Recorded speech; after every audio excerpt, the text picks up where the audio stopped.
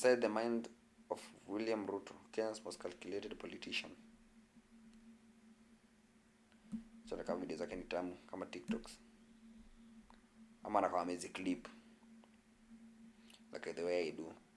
I'm gonna TikTok kaza ni kuclip flop. Lakini seriously, mbona TikTok hiyo hapo hiyo.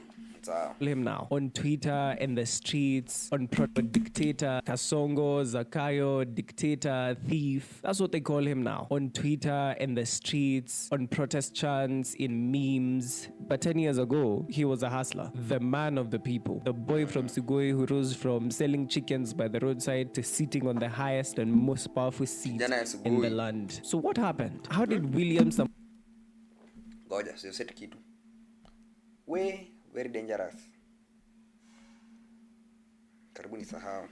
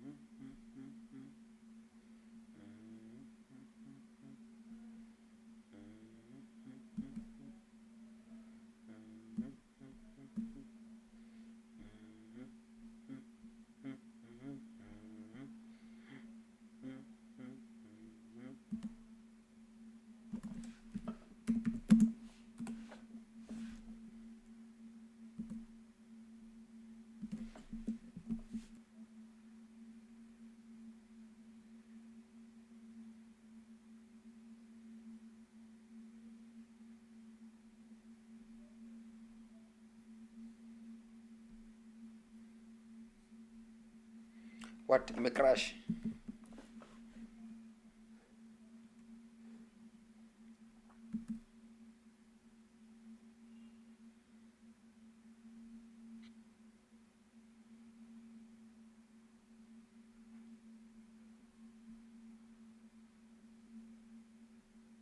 Kasongo, Zakayo, dictator, thief. That's what they call him now. On Twitter, in the streets, on protest chants, in memes. But 10 years ago, he was a hustler, the man of the people, the boy from Sugoi who rose from selling chickens by the roadside to sitting on the highest and most powerful seat in the land. So what happened? How did William Samoei Ruto become the most hated and the most powerful man in Kenya? This is not just about scandals and policies. This is about who he is, how he was made, what shaped him, and why Kenya keeps giving power to men like him. The problem, before his prime. William Ruto was born in 1966 in Kamagut village in Uasin Gishu County. No political dynasty, no famous name. Just a boy raised in a small rural town, learning to survive by selling chickens at the roadside. His story begins with hunger. Real hunger. Hunger to eat. Hunger to be seen. Hunger to never be poor again. He joins the University of Nairobi studying botany and zoology. But it's not the lectures that shape him. It's the streets, the politics, the ambition. And in 1992, he's recruited to join a machine that would change his life forever. Youth for KANU 92, or YK 92. This was not a political movement. It was a cash-fueled, violence-powered campaign tool designed to keep Daniel Arap Moi in power. YK92 taught him the real rules of So ni kama kitu yenye Kasmel alikuwa anataka kuanza tena. Hata si wajinga wa. Kenya's politics. Buy loyalty, crash opposition, and protect power at all cost. He wasn't the most senior member, but he was one of the most loyal and most feared. And when Moi won, the rewards flowed. Briefcases full of cash, backdoor deals, appointments. But politics is cruel. In 1997, Ruto shocks everyone by running for MP in Eldoret North against Moi's own cousin, and he wins. It's the first sign. Ruto is not just a loyalist, he's a climber, he's a survivor. By 2002, Moi tries to force Uhuru Kenyatta onto the country. Ruto switches sides. He backs Raila, then Kibaki, then Raila again. To Ruto, loyalty is temporary. But power is permanent. Okay, The 2007 election is chaos.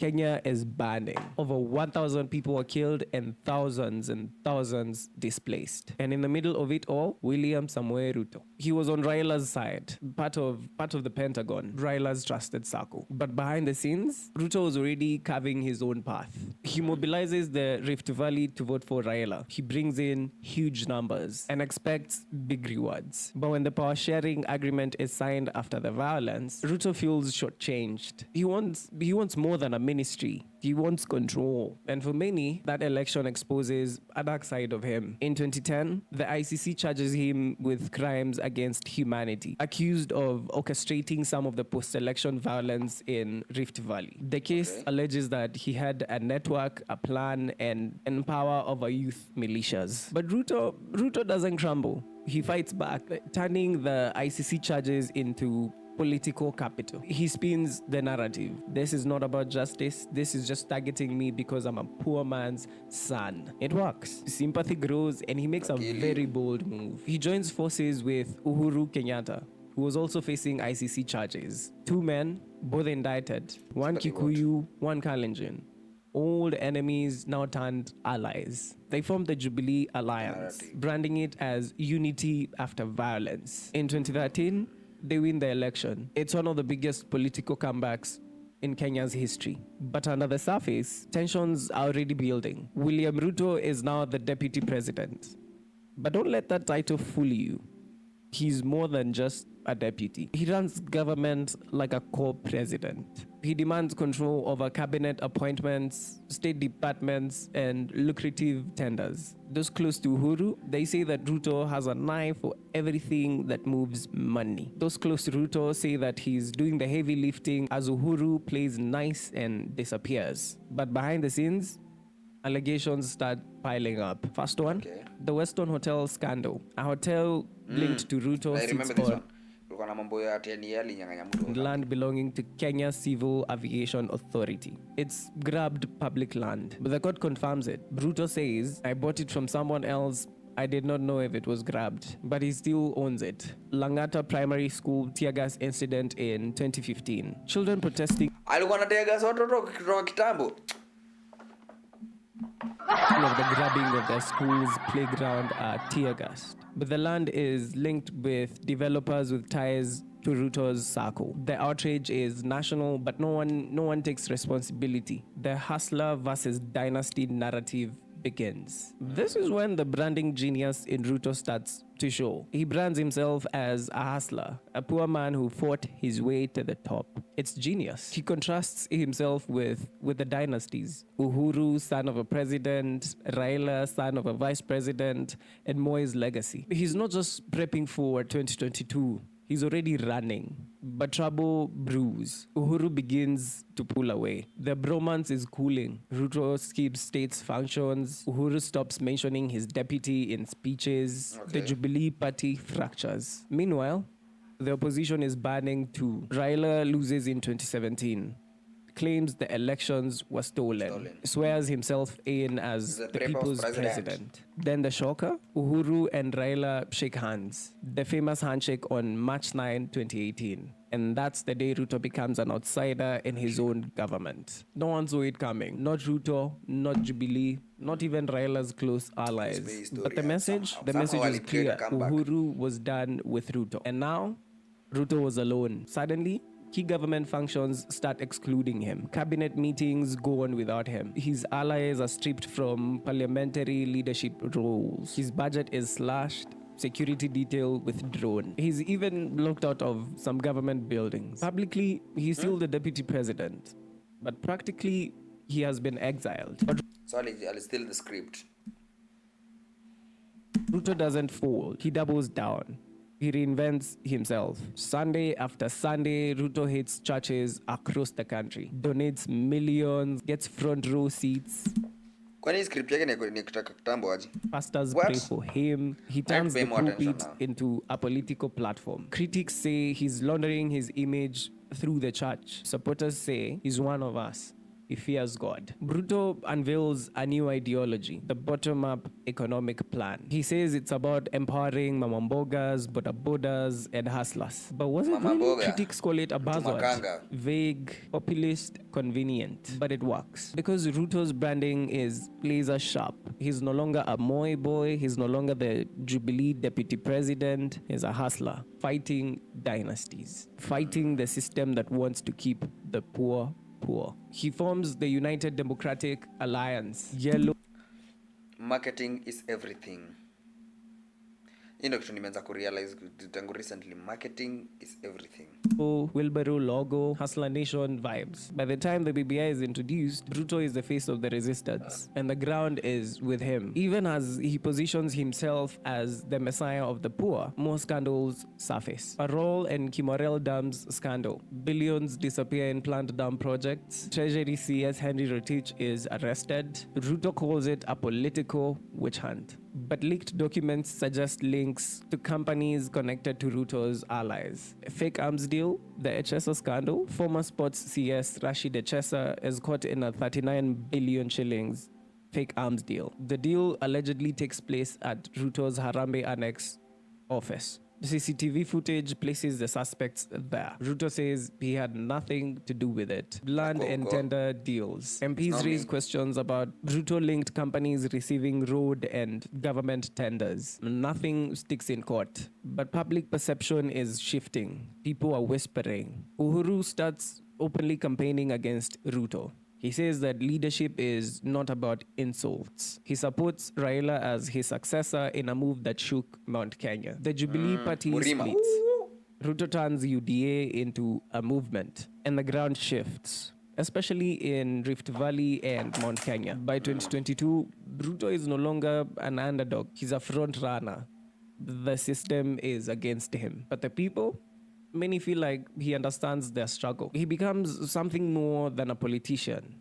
His supporters, he's more like a symbol of hustle, rebellion, and resistance. August 2022. Despite the odds, the system, the state machinery, and even Uhuru himself, William Samoei Ruto becomes the 5th president of the Republic of Kenya by less than 2 percentage points. He beats Raila Odinga again, backed by the deep state and endorsed by a former president. It's a historical upset, and it sends a very clear message. Ruto is not to be underestimated. Within weeks, it becomes clear. This is a Ruto presidency through and through. Cabinet appointments are heavily tilted towards loyalists, especially from Rift Valley and Mount Kenya. Key institutions like the judiciary, the EAC, and even the National Treasury are realigned. Promises of economic reform turned into massive borrowing, high taxation, and calls for austerity, all while government expenditure balloons. The Hustler Fund is formed. Critics call it a glorified mobile loan app. Supporters call it a lifeline. Behind the scenes, a new tension is growing. His own deputy, Rigathi Gachagua, starts acting like the boss of Mount Kenya. He speaks openly, challenges the president's decisions, complains about lack of consultation, even tries to build his own political wing within UDA. The two men start circling each other like enemies in the same camp. It started as a partnership of convenience is now a ticking time bomb. The scandals don't stop. Even with power, The corruption allegations persist. Kericho and Kakamega housing projects, allegations of ghost projects and inflated budgets, Ministry of Health tenders, rumors of insider awarding to Ruto-linked firms, appointment of scandal-tainted officials, individuals with ongoing cases are appointed to high government positions. When journalists ask these questions, Ruto dismisses them. Let them talk. We're delivering. But online, the mood is shifting. The people are restless. The Finance Bill 2023 and 2024 spark national outrage. Taxes on fuel, bread, digital content. Young people who once supported Ruto begin organizing. TikTok, Twitter, Instagram, everywhere is flooded with anger. Most now see that he was just another dynasty pretending to be a hustler. Nicknames explode on social media. Zakayo, Kasongo, Farao, the Farao. tax collector. Wait, Farao is wild, bro. But he's still playing the long game. While Kenyans protest, Ruto is thinking long term, securing international loans to finance his legacy projects, changing laws to strengthen executive power, strategically positioning loyalists in institutions ahead of 2027. He's not playing for applause. He's playing for control and power. And real power is not loud. It moves quietly behind doors, in boardrooms, in budget lines, in laws passed at midnight. Ruto understands this because he was made by the system. And now he's the system. To understand Ruto is to understand Kenya. The contradictions, the hustle, the hunger, the ambition, the betrayal, the dream and the price of chasing it. Because William Samoei Ruto did not come from power.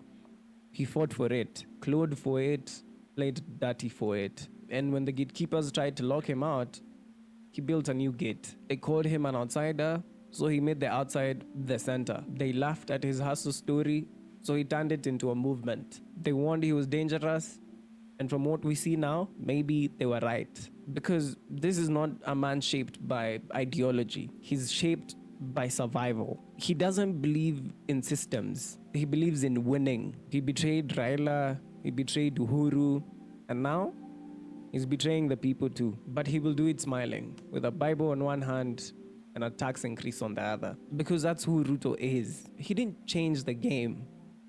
He just mastered it. And now he's on top. He's making sure that no one else ever plays it better than him. So when you hear his speeches, when you see the headlines, when another scandal breaks, don't be shocked. It's never about hustlers. It's always about the throne. And William Ruto, he's wearing the crown and tightening it with every move.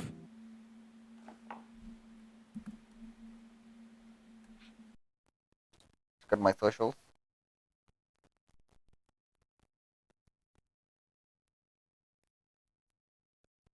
Check out the video. Check out the socials. Check out the video. And don't forget to subscribe. Check out the socials. Thank you for watching. Check out the socials, video,